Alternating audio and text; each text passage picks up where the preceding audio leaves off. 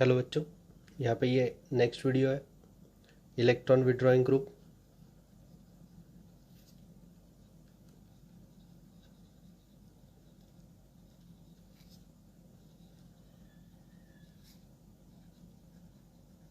Present at para position.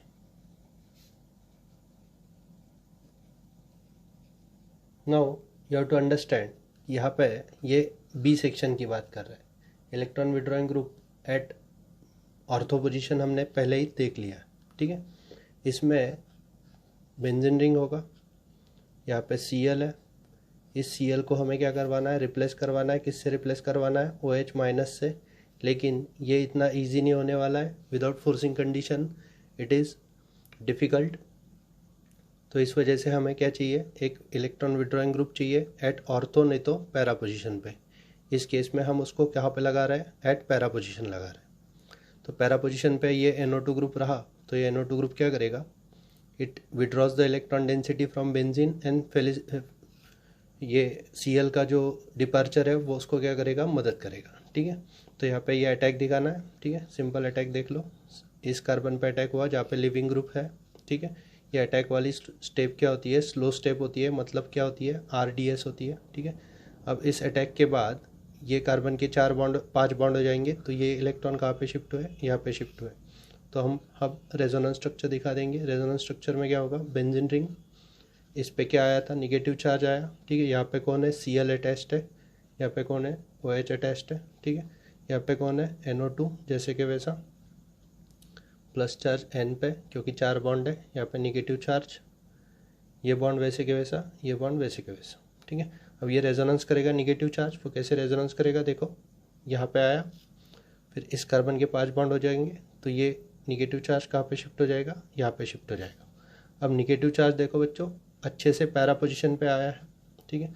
अब इस para position पे आने वाला निगेटिव चार्ज यहाँ पे पहले दिखा दो, ठीक है।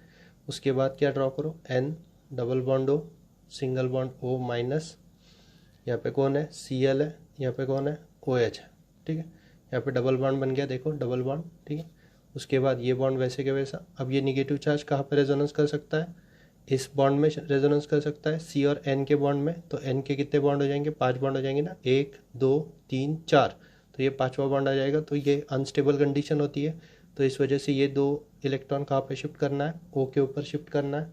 O के ऊपर शिफ्ट करने के बाद आपको क्या मिलेगा? अगला रेजोनेंस स्ट्रक्चर मिलेगा। बेंजीन रिंग फिर से ड्रॉ किए, ठीक है। यहाँ पे कौन है? Cl है। यहाँ पे कौन है? OH है। यहाँ पे ये बॉन्ड वैसे के वैसा। यहाँ पे क्या बन गया? डबल बॉन्ड बन गया। N के ऊपर क्या है? तो N के ऊपर तो पहले से ही प्लस चार्ज था, यहाँ पे भी प्लस चार्ज है N के ऊपर। देखो हर स्ट्रक्चर में प्लस चार्ज है। यहाँ पे क्या आया? O minus. नाउ ये बॉन्ड वैसे के वैसा। अब ये जो निगेटिव चार्ज है वो फिर से कहाँ शिफ्ट होगा? यहाँ पे शिफ्ट होगा। तो फिर ये जो लिया था वो कहाँ पे शिफ्ट होगा? कार्बन पे शिफ्ट होगा। सिर्फ ये निगेटिव चार्ज कहाँ पे आया? NO2 तक आया है मेटा में, वो NO2 तक नहीं जाता, ये याद रखना है, ठीक है। अगला स्ट्रक्चर मैं यहाँ पे ड्रॉ करता हूँ। बेंजीन रिंग फिर से, ठीक है। यहाँ पे कौन है? Cl। यहाँ पे कौन है? OH। आपको सिर्फ यही स्ट्रक्चर रिफ्लेक्ट करना है। कैसे रिफ्लेक्ट करना है? तो अब N के ऊपर क्या है? देखो N के ऊपर यहाँ पे डबल बॉन्ड आ गया। O, N और O में देखो ना, ये 2 इलेक्ट्रॉन पुट किए तो डबल बॉन्ड आ गया। यहाँ पे क्या है? ये निगेटिव पहले से था, N के ऊपर प्लस चार्ज पहले से है। यहाँ पे क्या चार्ज आया? निगेटिव चार्ज आया। ये बॉन्ड वैसे के वैसा, ये बॉन्ड वैसे के वैसा, जैसे दिखाया वैसे शो किया। अब इस एरो मूवमेंट करते हैं, ये एरो पुशिंग में ये इलेक्ट्रॉन यहाँ पे मूव होंगे, तो इस कार्बन के 5 बॉन्ड हो जाएंगे, तो ये इलेक्ट्रॉन कहाँ पे मूव होंगे? यहाँ पे मूव होंगे। तो अगला रेजोनेंस स्ट्रक्चर मिलेगा हमें। अगला रेजोनेंस स्ट्रक्चर कैसे मिलेगा? बेंजीन रिंग, इसके ऊपर Cl है। यहाँ पे ही कौन अटैच्ड है? OH। यहाँ पे क्या आया?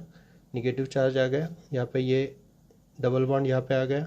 N के ऊपर double bond O, single bond O minus, और N के ऊपर क्या है? Plus charge. देखो ये 2 इलेक्ट्रॉन यहाँ पे मूव हुए थे ना, तो यहाँ पे क्या आया? डबल बॉन्ड आ गया। अब ये जो निगेटिव चार्ज है वो लास्ट फिनिश स्टेप होगा। फिनिश स्टेप क्या? Departure of leaving group. Departure of leaving group कैसे? ये 2 इलेक्ट्रॉन यहाँ पे पुट किए, ठीक है, इस बॉन्ड में, तो इस कार्बन के फिर से 5 बॉन्ड बन जाएंगे ना, 1 2 3 4, और ये 5वां आ रहा है, तो Cl को क्या होना पड़ेगा? यहाँ पे डिपार्ट होना पड़ेगा। Cl डिपार्ट के बाद ये रेजोनेंस स्ट्रक्चर यहाँ पे कंप्लीट हो गए। Cl के डिपार्ट के बाद हमें क्या मिलेगा? यहाँ पे OH आ जाएगा, ठीक है। OH अकेला ही रहेगा ना, अब यहाँ पे OH अकेला ही रहेगा। ये थोड़ा टेढ़ा हो गया, लेकिन ये सीधा ही है OH। ये बॉन्ड वैसा, ये बॉन्ड वैसे के वैसा, यहाँ पे एक डबल बॉन्ड बन गया, और NO2 ग्रुप वैसे के वैसा।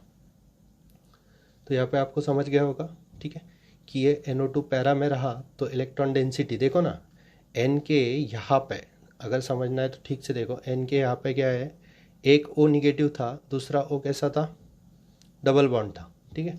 यहाँ पे N का एक O निगेटिव था, दूसरा O डबल बॉन्ड था, लेकिन एक स्ट्रक्चर में आपको दोनों तरफ क्या मिले, N के ऊपर दोनों तरफ निगेटिव चार्ज मिला। तो इसका ये होता है कि जब ये जो इलेक्ट्रॉन डेंसिटी एक्स्ट्रा की आती है वो NO2 तक जाती है, ठीक है। जब NO2 कहाँ रहा, ऑर्थो पे रहा और पैरा पे रहा, मेटा पे रहा तो वैसा होता नहीं। और यहाँ पे हमें मॉरल ऑफ द स्टोरी मिल गया। क्या मॉरल ऑफ द स्टोरी था, Cl is going to be replaced by what, OH। और ये रिप्लेसमेंट किसने आसान बनाया, तो ये NO2 ने आसान बनाया, क्योंकि NO2 किस पोजीशन पे था, फिर पैरा पोजीशन पे, ठीक है। तो ये पैरा पोजीशन का मैकेनिज्म है, ऐसे ही आपको टेक्स्ट बुक में मिल जाएगा ये मैकेनिज्म, अच्छे से उसको लर्न करो। उसके बाद हम मेटा पोजीशन में ये ग्रुप रहा तो क्यों ये न्यूक्लियोफिलिक सब्स्टिट्यूशन नहीं होता ये भी देखेंगे, ठीक है। अब इन दोनों कंडीशंस में देखो, NO2 पैरा पे था और ऑर्थो पे था, तो पूरा निगेटिव चार्ज कहाँ तक आया, NO2 तक आया, लेकिन मेटा पे जब रहता है तब वो NO2 तक नहीं जाता, ठीक है। तो मैकेनिज्म में ये समझना पड़ेगा हमें, ठीक है। तो नेक्स्ट लेक्चर में हम नेक्स्ट टॉपिक में ये देखेंगे कि NO2 अगर मेटा पे रहा तो ये न्यूक्लियोफिलिक सब्स्टिट्यूशन क्यों नहीं होता, ठीक है।